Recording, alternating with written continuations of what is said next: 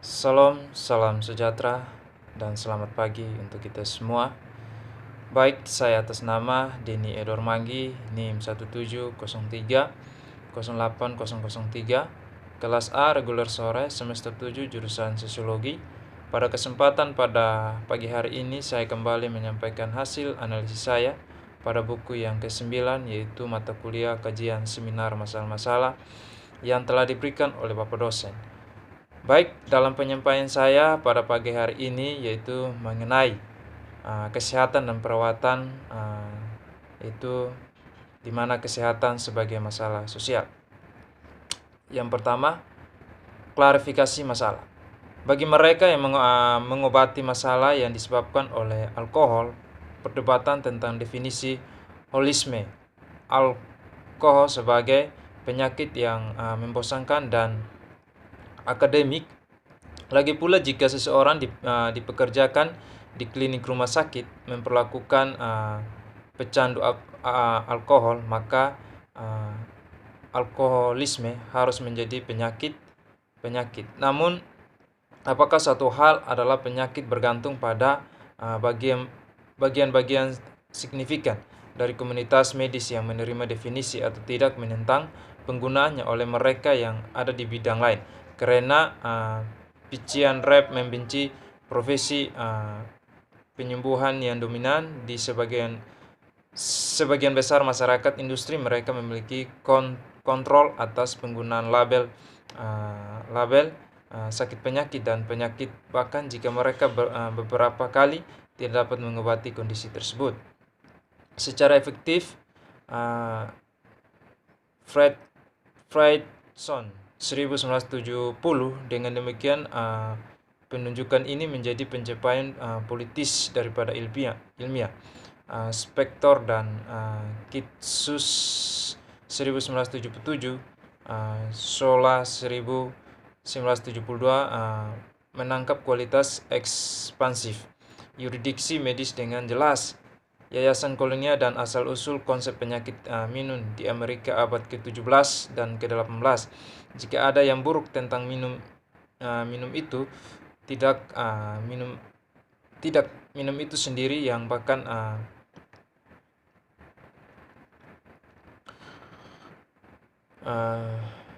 gereja dan rumah seperti pusat komunitas sering berdekatan. Kekhawatiran tentang pemabuk pemurian umum diungkapkan oleh seorang pemimpin gereja yang berlakanori yang diperingatkan dengan dosa kelebihan mabuk. Kadang-kadang dikaitkan dengan pekerjaan iblis. Hukuman pada awalnya adalah peringatan klerikal, diikuti oleh sanksi ekstrem tentang penaguhan dan akhirnya dengan ekskomunikasi sebagai akhir, meskipun mungkin jarang digunakan penetapan agama troll agama. Konsep penyakit dan gerakan temperance Amerika. RUSA dan sesama dokter temperance menyediakan dua tema yang menjadi paritis penting dalam gerakan temperance abad ke-19. Pertama, mereka ditablaskan bahwa alkohol menyebabkan fisiologi menyimpan dan perilaku menyimpan. Skrip de mereka menjadi goal untuk pabrik temperance, mengabdi argumen tentang alasan fisik dan sosial. Berminum sosial merasa lebih sulit untuk melawan panggilan temperance. Tema kedua adalah penyataan bahwa inebriate adalah penyakit yang dengan cepat datang. Slogan gerakan Live 1978 masuk akal dari interpretasi terburu-buru bergantung pada penurungan filsafat kehendak bebas dan munculnya gagasan bahwa perilaku seseorang dapat ditentukan oleh memaksa melampaui kendali seseorang, bahwa kehendak dan keinginan seseorang itu berbeda. Live 1978, kepemilikan dan monik adalah solusi yang tidak dapat diterima. Sifat mabuk berulang yang rupanya irasional tetapi menjadi teka-teki, namun sains perlahan-lahan memberikan beberapa tuntutan. Meskipun minyak mentah dengan standar kontemporer penjelasan medis mengacu pada undang-undang alam dalam tujuan mode on mistis kehilangan kontrol, semakin diasumsikan sebagai hasil dari proses penyakit yang tidak diketahui tetapi alami, sebuah gagasan bahwa sub memuji setidaknya perbatasan dari puzzle mabuk kebiasaan karakterisasi.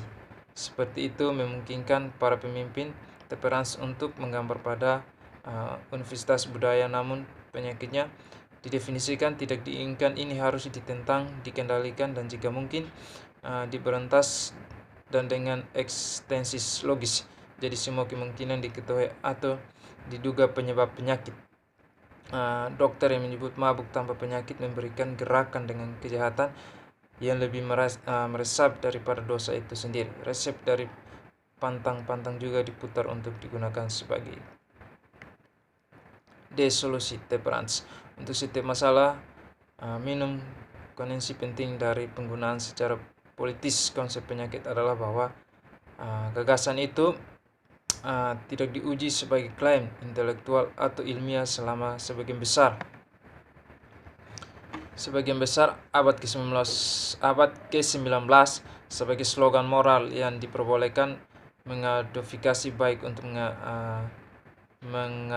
mengasihani peminat yang sakit yang membutuhkan menangani menit dan kerel terhadap rum, iblis, dan bahkan minum moderat sebagai sesuatu yang menuntut kontrol pengecualian intelektual yang patut diperhatikan, tetapi secara politis memang terjadi menjelang akhir abad ini.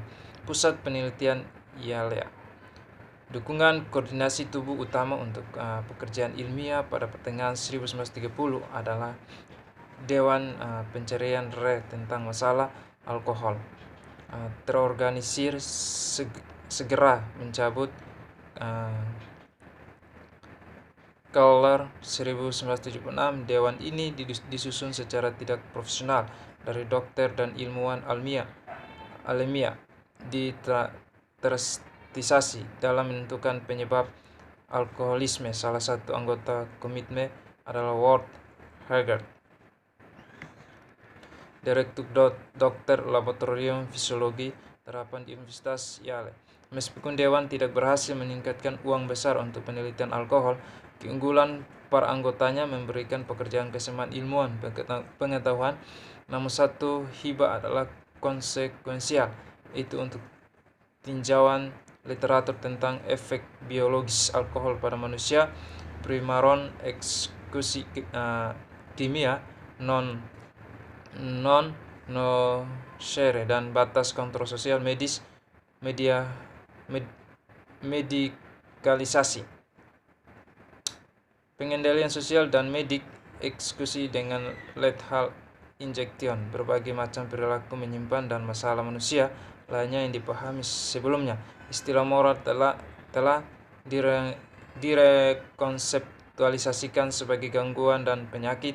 Proses ini telah diistilahkan sebagai mediakalisasi penyimpangan pergeseran kognitif. Mediakalisasi penyimpangan menyusun kembali kontrol sosial sebagai bentuk pengobatan dan memberikan pengawasan kepada personel yang berhubungan dengan kesehatan, dokter, psikiater, psikolog, pejabat kesehatan masyarakat, dan sejenisnya. Ini transformasi strategi pengendalian dan personel mengikuti dari konseptualisasi perilaku sebelumnya, karenanya tidak masuk akal lagi untuk menghukum seseorang untuk alkoholisme daripada menghukum orang yang menderita tuberkulosis. Juga tidak masuk akal untuk meminta pertanggungjawaban penderita atas kondisi perilakunya di arti moral sepenuhnya dari istilah tersebut dari dalam kedokteran, mediakalisasi, dan kontrol sosial medis. Sederhananya, pencerahan ilmiah melalui serangkaian penemuan pola perilaku yang sebelumnya disalahpahami terlihat dalam cahaya mereka yang sebenarnya, dan akhirnya didekati dengan cara yang sesuai dengan masyarakat yang sepenuhnya modern dan beradab. Sosiolog bagaimanapun telah mendekat mediakalisasi menggunakan model keuraisan dari definisi penyimpangan model yang mengasumsikan bahwa inisiatif politik dan personal daripada penemuan.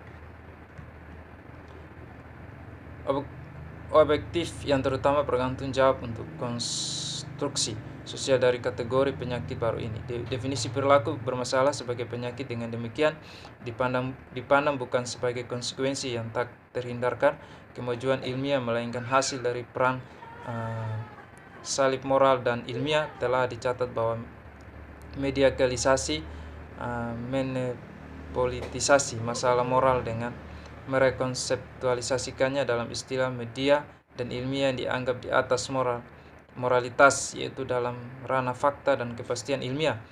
Begitu transformasi ini terjadi dibuat itu hanyalah langkah singkat dari logika untuk menyatakan bahwa masalah di tangan sekali kuat moral dan terbuka untuk debat populer yang lebih umum. Sekarang sebaiknya diserahkan kepada ahli medis yang mungkin bertindak demi kepentingan terbaik pasien. Sekian dan terima kasih dari saya.